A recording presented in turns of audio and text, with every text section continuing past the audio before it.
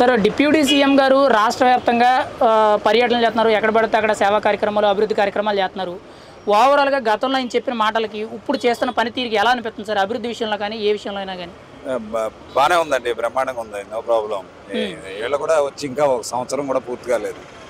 చేస్తున్న వాటిలో ప్రణాళికలు ఒకేసారి ఇంప్లిమెంటేషన్ అనేది జరగదు, టైం తీసుకుంటుంది. ఏదైనా కానీ కూటమి ప్రభుత్వం చాలా బ్రహ్మాండంగా చేస్తుంది. అన్ని అవసరాలు, ప్రజల అవసరాలన్నీ తీరుస్తున్నారు. దీంట్లో ఏ విధమైన ప్రాబ్లమూ లేదు.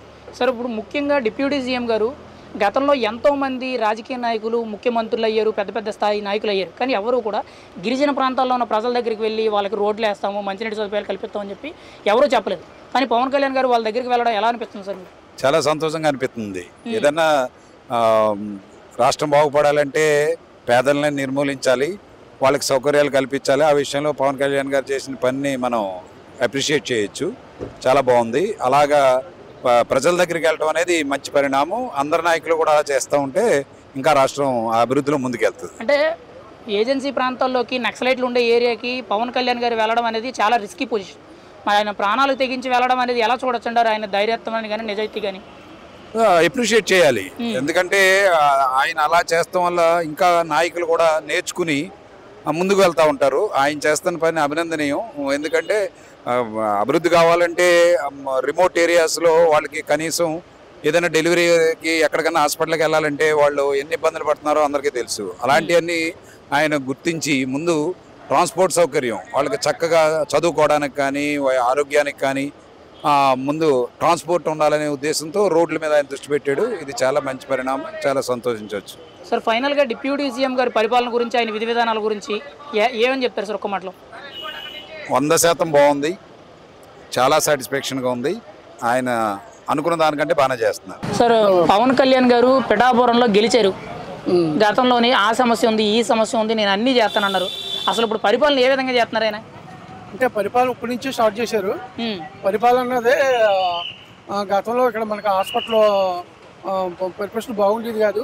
ఇప్పుడు 100 పడకల హాస్పిటల్ చేయడానికి ఇవాళ శంకుస్థాపన చేయడానికి నిర్ణయించుకున్నారు. అలాగే మన పశువుల సంత అది అక్కడ కూడా చెట్లు కంటే వేసి ఆ పశువులకి ఎక్కడ కూడా ఆటంకం లేకుండా అది ఒకటి చేస్తున్నారు. తర్వాత పిఠాపురాన్ని ఎప్పటి నుంచో రైల్వే బెచ్చి అది ఆగిపోయింది, దాన్ని కూడా ప్రారంభించడం చేస్తున్నారు. డెవలప్మెంట్ పెంచడానికి బాగానే ఉంది. అంటే ప్రజల్లో కూడా ఇంకా ఉండాలని కోరుచున్నాం. అంటే ప్రజలకు అందుబాటులోకి రావాలని పవన్ కళ్యాణ్ గారు మనకి. అంటే పవన్ కళ్యాణ్ గారు పెద్ద స్థాయి నాయకుడు కాబట్టి నెలకోసారి అయినా వస్తున్నారు ఇక్కడికి? లేదు, నెలకోసారి వస్తున్నారు. దానికే మాకు ఇప్పుడు పిఠాపురం నియోజకవర్గం నుంచి ఒక ప్రాబ్లం ఏంటంటే ఆయన పిఠాపురం నెలకోసారి అయినా సరే ప్రజలకి అందుబాటులో ఉంటే ఇక్కడ సమస్యలన్నీ మేము చెప్పుకోవడానికి కుదురుతుంది. దానివల్ల ఆయన కూడా పిఠాపురం మీద ఎక్కువ దృష్టి పెట్టి పిఠాపురాన్ని ఎక్కువ అభివృద్ధి చేయాలని మేము కోరుచున్నాం. ఇక్కడ మర్రెడ్డి శ్రీనివాస్ గారిని ఇన్ఛార్జ్ గారిని పెట్టి ఇంకా నాయకులు కూడా పెట్టి కొన్ని జనవాణి కార్యక్రమంతో సమస్యలు తీసుకున్నారంట కదా. నెలకొకసారి అయినా అంబేద్కర్ భవన్లో మీటింగ్లు కూడా పెడుతున్నారంట కదా. ఎలా సమస్యలు అంటే కలెక్టర్ గారి ద్వారా మీటింగ్లు పెట్టి దానికి ఆ సమస్యల మీద ఎంత పత్రాలు కంటించుకుంటున్నారు. అవన్నీ బాగా జరుగుతున్నాయి. కానీ అంటే నాయకులేనిది లోటు నాయకులే కాపాడుతుంది. నాయకుడు ఉన్నది ఒక రకంగా ఉంటుంది, నాయకులు లేని లోటు ఒక రకంగా ఉంటుంది. ఇప్పుడు పవన్ కళ్యాణ్ గారి పనితీరు ఎలా ఉందండి? ఆయన నిజాయితీ ఎలా ఉంది? ఆయన నిజాయితీ బాగానే ఉంది. ఆయన పనితీరు, ఆయన నిజాయితీ చాలా బాగా చేస్తున్నారు. అంటే కనిపించకుండా చేస్తున్నారు. ఇంకా కనిపిస్తే ఇంకా బాగుంటుంది. అంటే జనాల్లోని కానీ నెలకోసారన్నా ఆయన ఈ పిఠాపురం దృష్టి పెట్టాలని కోరుచున్నాం. ఇప్పుడు ముఖ్యంగా గ్రామాల్లో కానీ పిఠాపురం నియోజకవర్గాల్లో కానీ రోడ్లు ఎలా ఉన్నాయండి? రోడ్లు చాలా వచ్చిన రోడ్లు చాలా బాగున్నాయి. గ్రామాల్లో కూడా ఈ పశువులకి సాలలు ఇచ్చారు. ఆ పశువుల సాల డెవలప్మెంట్ కూడా ఈయన ఫస్ట్గా తీసుకొచ్చారు. 2 లక్షల రూపాయలు ఫ్రీగా ఇస్తున్నారు పశువులకి. అది కూడా గ్రామాల్లో బాగుంది. కానీ ఇవన్నీ కూడా చెయ్యాలి, ఇంకా చెయ్యాలి. పిఠాపురం డెవలప్మెంట్ ఇంకా చాలా ఉంది. ఆ డెవలప్మెంట్ చేస్తే స్థానికంగా పవన్ కళ్యాణ్ గారు ఇక్కడ స్థానిక ఎమ్మెల్యేగా గుర్తింపు పడతారు. ఫైనల్గా కుటుంబ ప్రభుత్వం వచ్చిన తర్వాత ఇక్కడ పరిపాలన ఎలా ఉందండి? ఓవరాల్గా రాష్ట్ర వ్యాప్తంగా కానీ పిఠాపురం నియోజకవర్గంలో కానీ ప్రస్తుతానికంటే అండి పరిపాలన అన్నది సమంగానే ఉంది. పరిపాలన అన్నదంటే మనం నాయకుడితో చెప్పుకుంటూ చాలా ఉంటాయి, పక్కన వాళ్ళతో చెప్పుకుని తక్కువ ఉంటాయి. అంటే యాంటూ మాట్లాడుకున్నాయి, నాయకుడితో మాట్లాడుకున్నకి మేము చాలామంది వస్తున్నాం. అలాగే బిల్డింగ్ వర్కర్స్ కానీ ఇలా కానీ చాలా ఉన్నాయి, అవన్నీ పరిష్కరించాలని బిల్డింగ్ వర్కర్స్ చాలా ఆయన కలన కూడా వెళ్తున్నాం. మేము భవన నిర్మాణ కార్మికులు పవన్ కళ్యాణ్ గారికి చాలా అవసరం అండి. ఆ గతంలో ఆయన ఆల్రెడీ మీకు సాయం చేశారండి. మేము భవన నిర్మాణ సంఘంలో నుంచి చాలా సాయం ముందు తీసుకొచ్చాం. ఎందుకంటే మా ఒక తాడి మీద నడిచి భవన నిర్మాణ సంఘం అందరూ కలిపి ఆయనకి ఓట్లు వేయడం జరిగింది.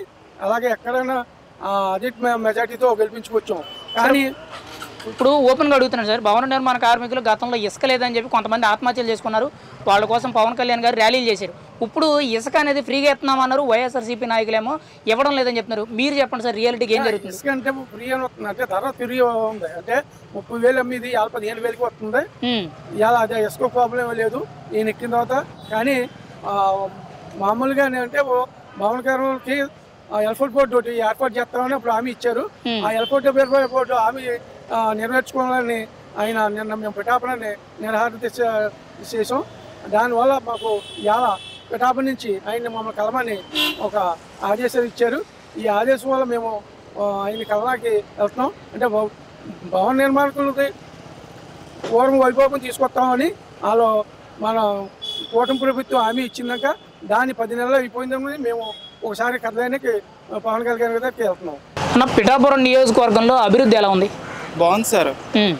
అంటే బాగుంది అని అంటే సరిపోదు, ఏం చూశారు ఈ 10 నెలల్లో, ఏం జరిగింది? 10 నెలలు అంటే మా పిఠాపురానికి వచ్చి గవర్నమెంట్ హాస్పిటల్లో చాలా సమస్యలు ఉన్నాయండి. ఇప్పుడు వచ్చి ఏ నాయకులు కూడా గవర్నమెంట్ హాస్పిటల్ గురించి ఎవరు కూడా పట్టించుకోలేదు. మరి సార్ వచ్చారు, పవన్ కళ్యాణ్ గారు వచ్చి మరి ఒక్కసారిగా మరి పిఠాపురానికి 100 పడకల హాస్పిటల్ ప్రకటించడం, అది ఈరోజు శంకుస్థాపన చేయడం చాలా ఆనందంగా ఉంది. ఇంకా ఫ్యూచర్లో మా పిఠాపురం ఇంకా రూపురేఖలు మారవలసినవి చాలా ఉన్నాయండి. అవి కూడా మరి సార్ దృష్టిలోకి వెళ్ళి మారిస్తే ఇంకా బాగుంటుందండి. మెయిన్ ఉప్పాడ ఫ్లైఓవర్కి అది కొద్దిగా సహకారంగా ముందుకు తీసుకెళ్ళాలండి. అలాగే ట్రాఫిక్ విషయంలో కూడా పిఠాపురం చాలా ఎక్కువగా ట్రాఫిక్ సమస్యలు ఎదుర్కొంటున్నామండి. అది కూడా కొద్దిగా పరిష్కరిస్తే చాలా బాగుంటుంది సార్. మనం ముఖ్యంగా ఈ 10 నెలల్లో ముఖ్యంగా గ్రామాల్లో కానీ మెయిన్ రోడ్లే కానీ రోడ్లు గతంలో బాగాలేదన్నారు, ఇప్పుడు ఎలా ఉన్నాయి? వేసారా లేదా ఏదో మాటలు చెప్తున్నారా? వేసారండి. మరి చూసుకుంటే సామలకోట రోడ్డు అయితే అండి గత ప్రభుత్వానికి తర్వాత అంతగా ముందు ప్రభుత్వాలకు కూడా చాలా తేడా ఉందండి. మరి ఆ సామలకోట రోడ్డు ఇప్పుడు వచ్చి ఎవరు పట్టించుకోలేదు. మరి సామలకోట రోడ్డు ఇప్పుడు చాలా బాగుంది సార్. అలాగే పల్లెటూరులో కూడా రోడ్లు కూడా బాగానే ఉన్నాయండి.